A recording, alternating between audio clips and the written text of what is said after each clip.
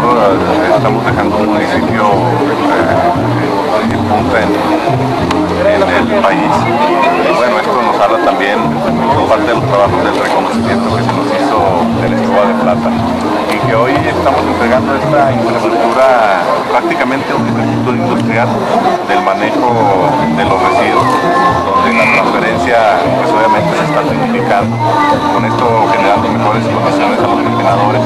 Pero yo creo que lo más importante es que la verbena obviamente se redobla, se multiplica, y con esto generando mayor ingreso a las familias de los empleadores, pero obviamente también con esto dándole un manejo sustentable ecológicamente a lo que es nuestro relleno sanitario. Y la compactación, pues obviamente esto nos da la posibilidad de alargar el tiempo de vida de lo que es nuestro relleno sanitario.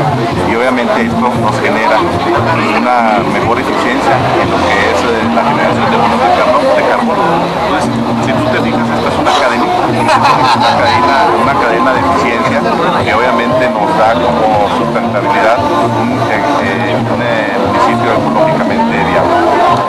Bueno, reitero que nosotros vamos a seguir trabajando. Están un número muy importante de obras en proceso, que son calles comunitarias, está el SUR, está la misma recuperación de pavimentos asfálticos.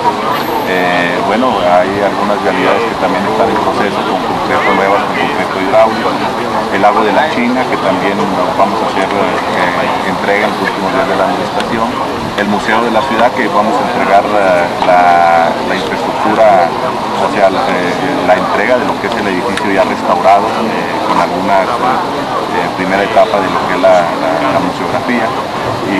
Y bueno, con esto reitero que traemos una agenda muy importante hasta el último día de la administración municipal.